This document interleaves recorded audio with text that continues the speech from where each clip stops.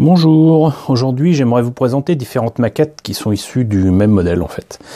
Il s'agit du Tallgeese, et le Tallgeese, comme vous le savez, est un des mobile suits qui est le plus présent dans l'univers de Wing Gundam, des After Colony si je me rappelle bien.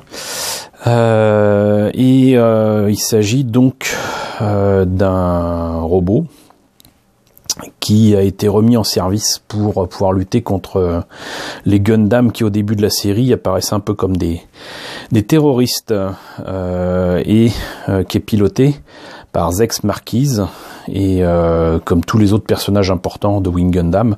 D'ailleurs Zechs tout simplement veut dire 6 en allemand. Parce que pour ceux qui ne le sauraient pas encore, les personnages de Wing Gundam, ils sont pas allés chercher très très loin. Chacun porte en fait un nom qui correspond à un numéro sous différents langages. Comme par exemple, il y a Lady 1, hein, donc là il n'y a pas besoin de faire un topo là-dessus. Hiro, c'est 1 je crois. Duo Maxwell, duo de 2. Hein. Il y a comment il s'appelle, je sais plus. Enfin bon, il y a 3, 4, 5. Enfin bon, bref. On s'en fout. Le truc c'est que là, je voulais vous parler du Tallgeese parce que tout simplement, j'ai remis la main sur différents modèles et j'ai trouvé ça relativement rigolo. Parce qu'il y a eu une certaine évolution avec la vieille maquette des années 90 à partir du Tallgeese 1. Suivi du Tallgeese 2 et avec le Tallgeese 3 que l'on voit dans Endless Waltz, qui sont des OEV qui sont devenus ensuite un film, une compilation qui est devenue un film, où les mechas ont été quand même largement améliorés, que ce soit en maquette ou en design général pour le dessin animé. Et j'ai trouvé ça assez amusant de vous les présenter, d'autant que ces maquettes-là, on y a eu droit. C'est-à-dire que la série de mémoire date de 1996, nous on l'a eu dans l'horizon de l'année 2000, et les maquettes de Bandai ont été distribuées en France. Donc en fait, cette maquette-ci, on y a eu droit, en fait, pour ceux qui s'en rappellent peut-être, on y a eu droit avec ce petit autocollant. Voilà, donc vous voyez, il y avait ça, il y avait même en fait dedans, non seulement il y avait le document comme ça, la notice de montage en couleur japonaise, il y avait l'équivalent en noir et blanc avec soi-disant des traductions. Alors, évidemment là je ne le trouve pas, mais voilà, je savais bien que je l'avais. C'est un document que je trouve assez rigolo, parce que du coup, on a là quand même le document Bandai avec le petit prospectus concernant les maquettes de Gundam Wing, qu'on a eu donc il y a 18 ans. Ça fait déjà 18 ans qu'on a eu ces maquettes-là en France, et ça présentait donc les différents modèles, aussi bien au 144 qu'au 1 centième. C'est assez rigolo d'ailleurs, parce que certains modèles n'existaient pas au 1 centième, comme le Heavy Arms, à part pour la version Endless Waltz, ni le Vaiate, ni le Mercurius, et encore moins le Tallgeese à l'époque, ou même le Sandrock. D'autres étaient disponibles au 1 centième, du coup c'est les images qu'on voit là avec le Shenlong, le Wing Gundam, le Death Scythe, les pions, le Wing Gundam 0. Et au milieu de tout ça, il présente quand même le Zeta Gundam. Peut-être sous prétexte qu'il avait des ailes. Ça a été mis dans la collection, mais bien évidemment, ça n'a strictement rien à voir avec Wing Gundam. Mais c'était le premier Master Grade qu'on a eu en France officiellement. Donc, en plus, c'est un document qui est entièrement en français. Et là, il y avait un petit truc à renvoyer pour donner son avis, pour participer à un jeu concours. Je ne sais pas si quelqu'un a jamais gagné quelque chose, mais même moi j'ai la carte de membre du club France, du club Gundam. Et vous voyez qu'il est écrit pour vous du 1er avril au 30 octobre 99. Donc en fait, d'après ce document, ça c'était en 99. Moi il me semble que c'était 2000, mais certainement 99 donc. Et vous voyez donc là une pub pour le magazine que j'avais fondé en 91 et qui bien évidemment a comment dirais-je, tout donné pour faire en sorte que Gundam puisse sinon percer, sinon se faire connaître en France. Hein. C'était toute une aventure, mais surtout un gros défi. Donc on n'allait pas passer à côté, et on était partenaire de Bandai pour le lancement des Gundam en France, et pas qu'un peu, comme vous le voyez là. Donc c'est assez rigolo de retomber là-dessus, et je me suis dit que ça serait peut-être sympa de revenir sur cette maquette, parce que donc le Tallgeese tout court, Tallgeese 1 au 144, vous voyez, contrairement à ce qu'on a maintenant avec les high grade, c'était une maquette de base avec quelques grappes en gris clair, des autocollants, quelques grappes sombres. C'est pas du noir, c'est du gris très foncé, on dirait.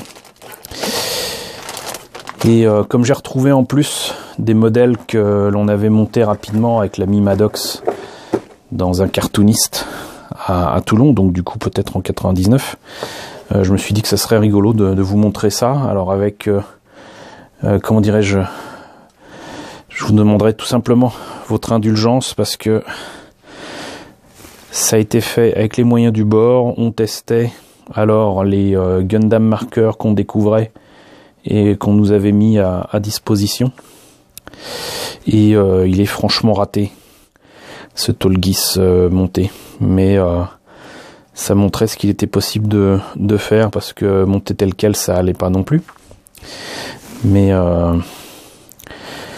il est pas collé, il est très mal peint, surtout le blanc sur les pieds, ça va vraiment pas, et voilà. D'ailleurs je viens de le casser. J'avais mis le bouclier à l'envers, mais voilà. Donc ce qui est rigolo, c'est qu'en plus l'ami Maddox, lui par contre, avait vraiment exploité à fond les possibilités offertes par les Gundam marqueurs, et avait proposé un Tallgeese avec, comment dirais-je, un camouflage urbain. Et comme ce qu'il y avait au-dessus, le plumeau ne lui plaisait pas, il a profité d'une épée cassée, parce qu'en fait c'est des maquettes qu'on mettait à disposition grâce à Bandai au public des conventions pour les monter, et parfois il y avait des morceaux qui restaient, parfois il y en a même qui partaient sans les maquettes, donc c'est ce qui nous a permis de faire celle-ci par exemple. Et il avait mis un bout d'épée laser dans la tête, ce qui donne un truc façon unicorne, et ça rend pas si mal.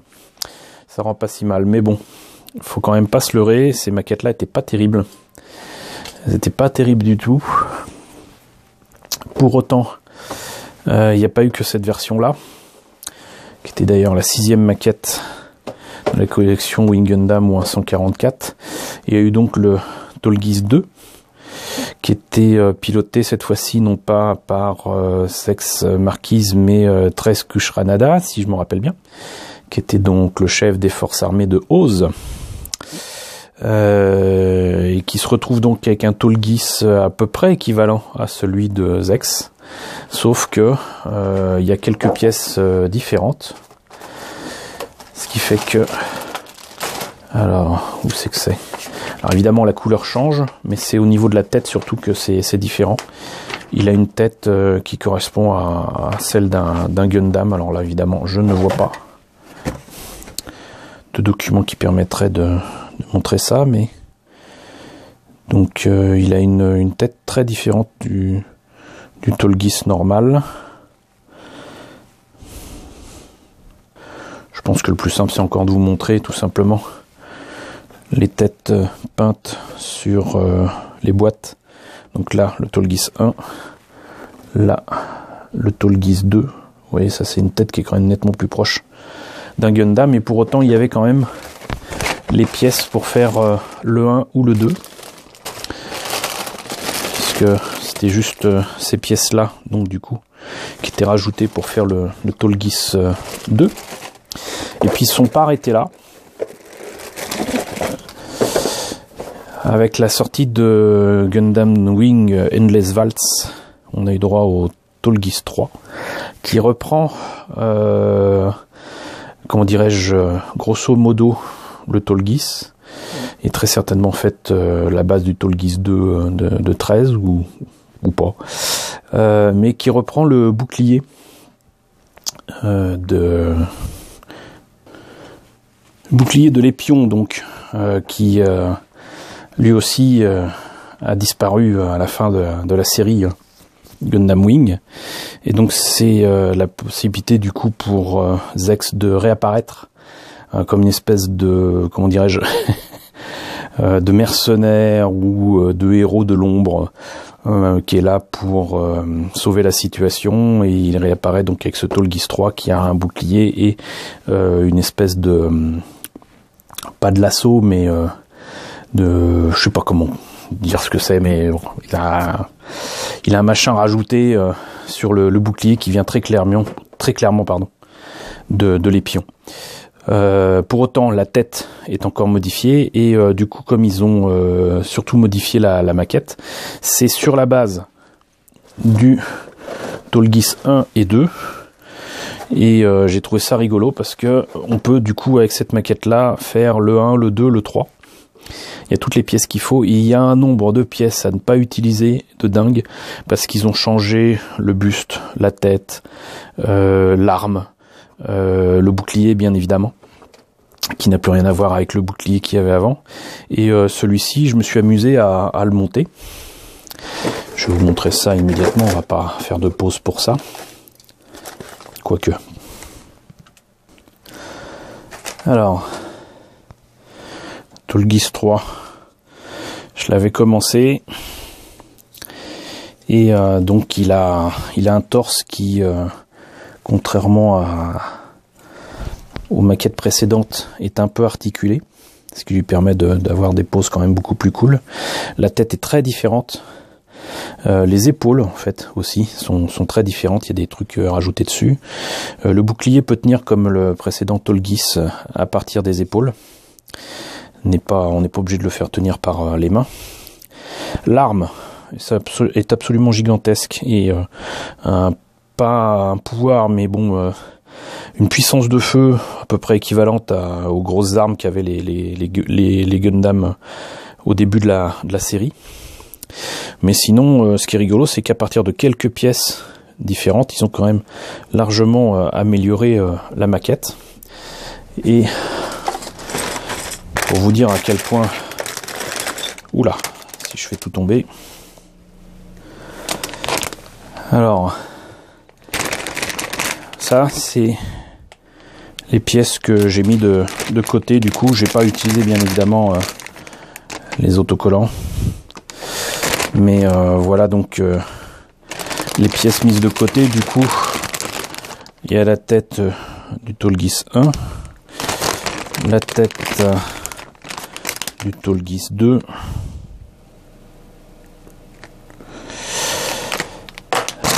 la vieille arme,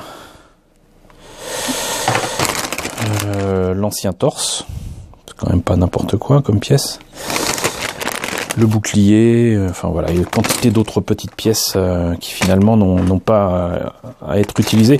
Et moi j'aime bien, comme vous le savez maintenant, les maquettes comme ça où on peut récupérer plein de pièces pour la boîte à Rabio. Moi je trouve ça super sympa. La notice du coup était bien plus imposante et importante que les vieilles maquettes au 144. Et vous voyez, donc on pouvait quand même, il mettait quand même, prenait soin de montrer qu'il était possible quand même de faire le Tallgeese 1, le Tallgeese 2, et du coup terminer sur le Tallgeese 3. Et il y a quand même de belles images de la maquette montée et peinte, faite telle qu'elle. Déjà, elle assurait grave hein, quand même. Même si pour moi, très clairement, il faut changer les mains et tout, mais c'est une bien belle maquette qui a été supplantée depuis par d'autres rééditions, notamment au 1/100e. Mais il y a justement des nouveautés de maquettes qui vont sortir chez Bandai là cette année. Non seulement je crois que le Tallgeese va être refait entièrement Et alors, vraiment une qualité high grade, puisque de toute façon je pense que c'est des high grade qui vont sortir, mais j'ai cru comprendre qu'aussi les maquettes qui n'étaient jamais sorties qu'en garage kit, en résine, chez B-Club il y a 20 ans, et ben vont enfin sortir en maquette et en high grade, c'est-à-dire que le Tallgeese c'est en fait l'ancêtre du Léo qu'on voit souvent dans la série mais qu'on n'a jamais eu en maquette plastique, le Harries aussi je crois. Et donc ces modèles-là, et j'imagine aussi du coup le Mercurius et le Vaiate, vont très certainement ressortir enfin dans une version correcte et high grade chez Bandai cette année. Donc c'est assez rigolo de voir ces kits-là. Je vous les montre aussi parce que en fait il y a eu différents modèles. Bon, on a eu cette boîte-là en France, hein, mais à un moment, il était possible d'avoir d'autres éditions qui était avec un horrible dessin fait sur ordinateur et qui faisait apparaître surtout les têtes des personnages. Vous voyez, c'est des boîtes très différentes de ce qu'on avait avant, puisque là c'est le Tallgeese 2, et ça c'est la vieille boîte du Tallgeese 2. Et pourquoi ils avaient fait cette réédition là? C'est parce qu'en fait il y avait eu une édition avec des petits personnages qui étaient vendus avec, et c'était vendu pas très cher sur Hobby Japan, et je m'étais laissé tenter pour voir s'il y avait une réelle différence. Il n'y en a pas, si ce n'est qu'il y avait un personnage avec. Alors j'essaye de voir si je l'ai laissé dedans. Malheureusement je vais vous dire que non, ce n'est pas le cas. J'ai dû l'enlever certainement, mais donc il y a eu plein de versions, mais surtout les kits en question étaient vendus à l'époque 500 yens. Souvent on les trouvait en solde sur certains sites à même pas 200 ou 300 yens, ça fait quoi, 2-3 euros. Et ça peut être une source de pièces intéressante. Personnellement, tous les Tallgeese différents que j'ai, à part le Tallgeese 3 et ceux que j'ai déjà de monter, vont me servir certainement à faire un tank à la patte Labor 2. Les pieds, je pense, sont parfaits pour ça. Et je vous montrerai ça un de ces quatre, donc je ferai certainement un kit bash.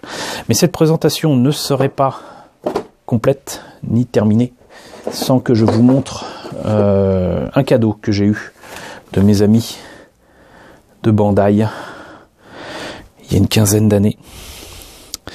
J'avais eu droit, peut-être 10 ans, à certains jouets qui avaient été faits, je pense, pour le marché américain. Et là, la taille, franchement, je pense qu'il est 2 fois plus grand que le 1/144. Donc logiquement, c'est même plus grand que du 1/100e. Je pense que c'est du 1/72. Je n'ai plus la boîte malheureusement, mais j'ai ce Tallgeese 3 qui est absolument magnifique. C'est une espèce de plastique plein. Il est... mais juste, j'allais dire énorme, mais voilà, c'était pas un jeu de mots voulu. Même les jointures sont cachées par des petites pastilles plastiques, et il y a une espèce de pré-shading qui a été fait sur les détails. La tête est absolument géniale, c'est superbement articulé. Il tient très bien. Il a toutes les fonctions du Tallgeese pour les moteurs dans le dos. Et comme beaucoup de jouets, et maquettes d'ailleurs, il a des mains optionnelles, ouvertes, fermées, etc. Et là, je vous laisse admirer quand même la qualité de cette main, quoi. C'est juste génial. Moi, j'aime beaucoup le Tallgeese, voilà. J'aime beaucoup cet engin, c'est un peu comme le Zaku, ça autorise quand même pas mal de déclinaisons. Et même si maintenant j'ai d'autres projets pour le Tallgeese 144, au départ j'en avais pris plein aussi pour espérer essayer de trouver sinon un kit de conversion, sinon de faire moi-même la conversion pour faire un Léo, et faire donc ces fameux... mobile suit qui apparaissent dans la série mais qu'on n'avait pas eu en plastique. Donc voilà, c'était donc la présentation des Tallgeese 1, 2 et 3 essentiellement en maquette au 144, que je termine par un beau joujou. J'espère que j'aurai l'occasion de me procurer et de vous présenter les nouveautés de cette année Bandai avec le Léo ou d'autres versions du Tallgeese. Je n'ai pas les versions 1/100 du Tallgeese, que ce soit en Master Grade ou les précédentes sorties ou 1/100 qui n'étaient pas de Master Grade. Mais je ne désespère pas. Un jour peut-être prochain, je pourrai vous les montrer. En attendant, voilà, j'espère que ça vous aura intéressé. N'hésitez pas à me dire ce qu'il en est dans la section commentaires, me dire si vous avez vu la série Wing Gundam, si c'est comme ça que vous avez entendu parler de Gundam et si vous avez apprécié cette saga et cet univers, si ça fait partie aussi de vos premières maquettes Gundam que vous avez pu voir en France, puisque bientôt ça fera 20 ans qu'on les connaît en France, mine de rien, même si le succès n'a pas toujours été au rendez-vous. N'hésitez pas à liker. N'hésitez pas à partager, c'est relativement important ça, de partager les vidéos si ça vous a plu, ça fait vraiment toute la différence en termes de vues. Et encore une fois, je tiens à vous remercier de me suivre aussi nombreux. Merci aux nouveaux venus, merci aux personnes qui me sont fidèles depuis plus d'1 an, 2 ans maintenant. Et je vous dis à très bientôt pour la présentation de nouvelles maquettes Gundam.